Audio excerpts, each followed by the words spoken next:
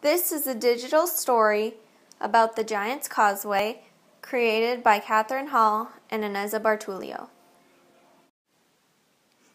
The Giant's Causeway is in Northern Ireland along the Antrim coast. Around 60 million years ago, there was much volcanic activity in Northern Ireland. During these volcanic eruptions, thick lava was flowing and cooling slowly. This caused columns of basalt to form in the shape of hexagons.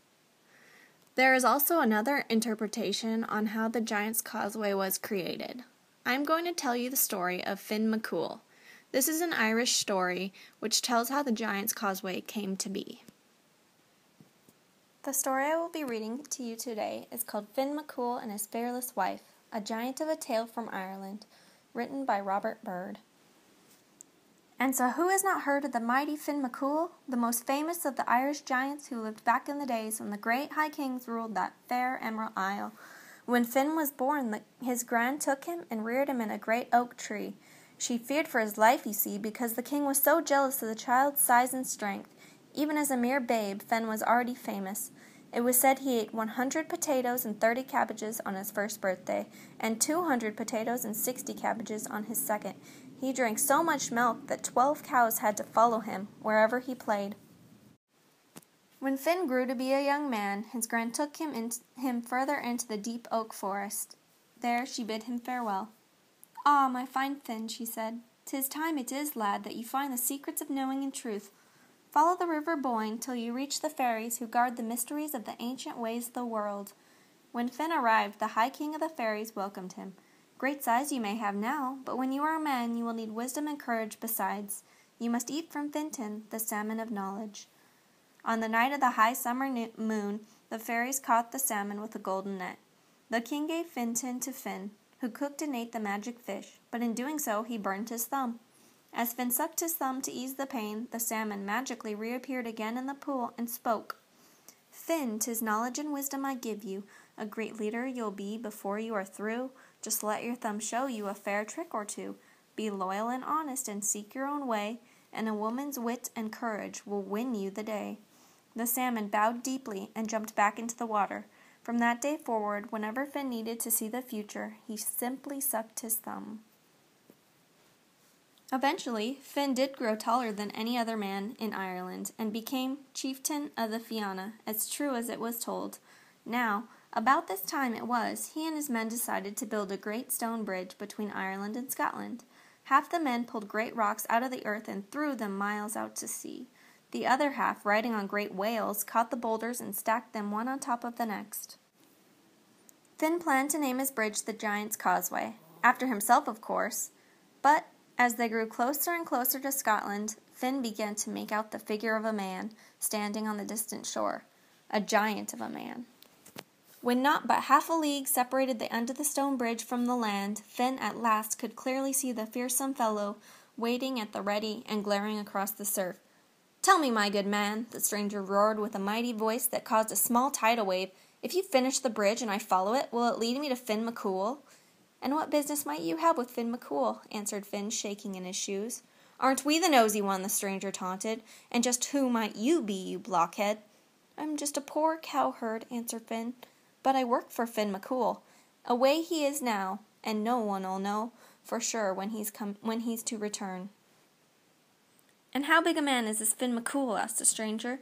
"Ah, Finn would be twice your size now," replied Finn nervously.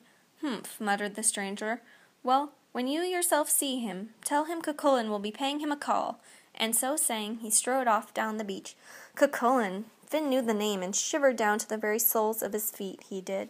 Cuchulainn was another giant, whose fame spread far and wide.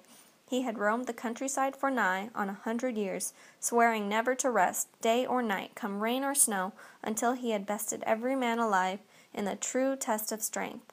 It was said that this Cuchulainn was so strong that when he stomped his foot, the whole earth shook. It also was said that he had once flattened a lightning bolt with a single blow of his fist.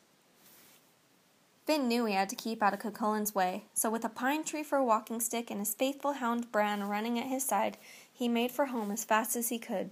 Now, Finn had a good fortune of living at the very tip-top of Knockmany Hill. When asked why he lived in such a high and windy place, Finn always said it was because he loved the feeling of a breeze in his face and the clouds in his hair. But, if the truth be known, the real reason Finn lived at the tip-top of Knockmany Hill was so that he could look out for other giants who might come to challenge him, especially Cuchulainn.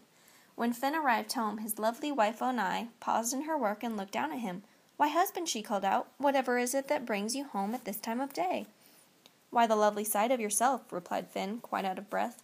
Said Onai. "I don't believe it, but come inside and I'll fix you some food and drink."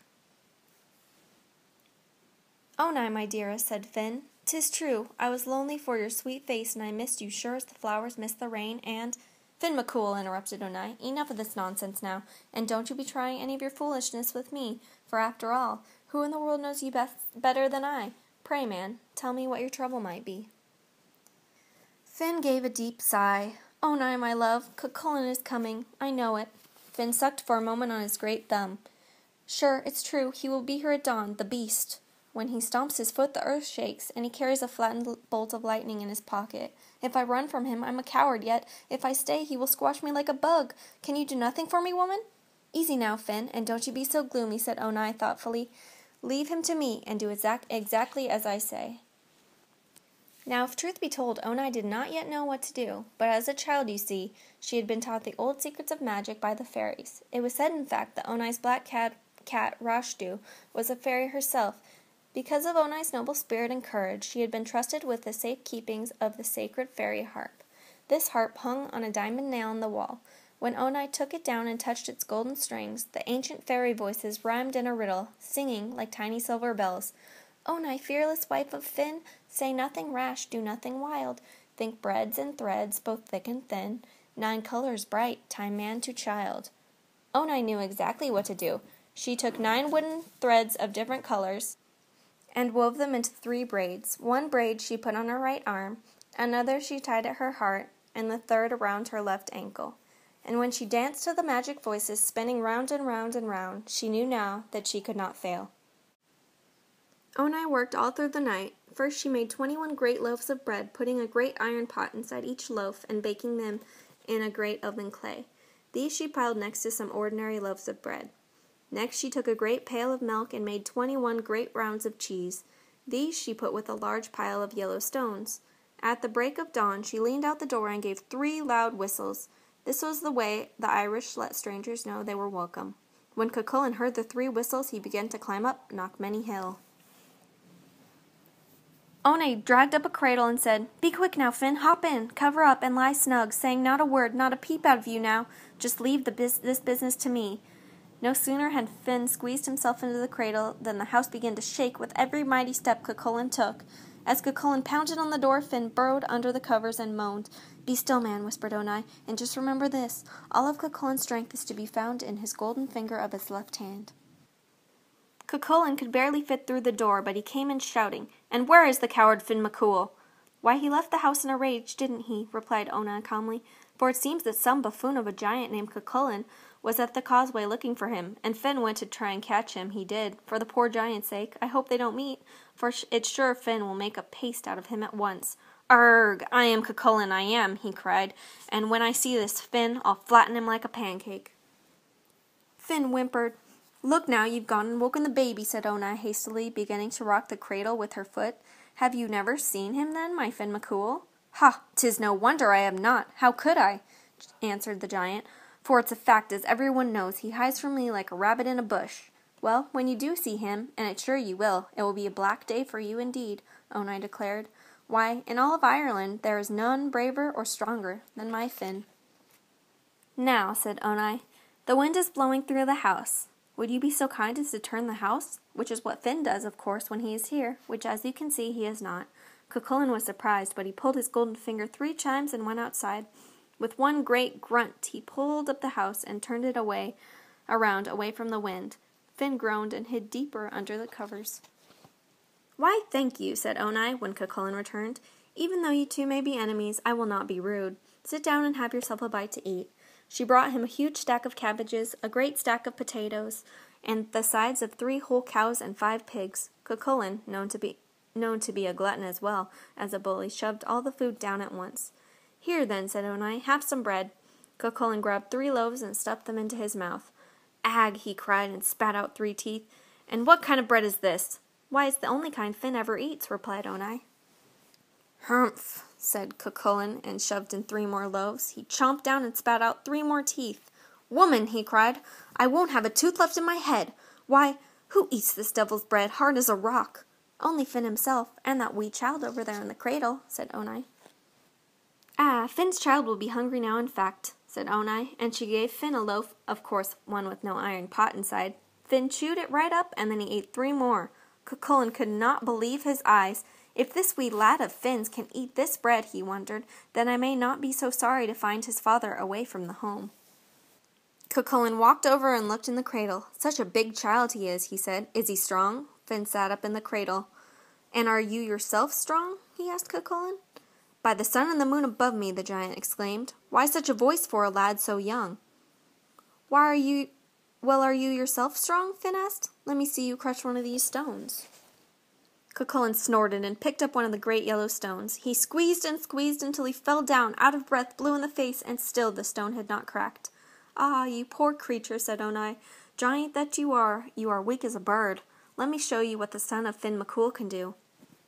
Onai gave Finn a round of yellow cheese, and he squashed it to pieces in a second. "Oh no!" cried Cucullin, and his knees trembled and knocked. "If this mere child can crush stones," he decided, "surely then I am no match for his father." "I must take my leave now," said Cucullin to Onai. "It really is not necessary for me to meet Finn himself, but I would like to look at that young one's teeth to see how he can eat bread made of iron."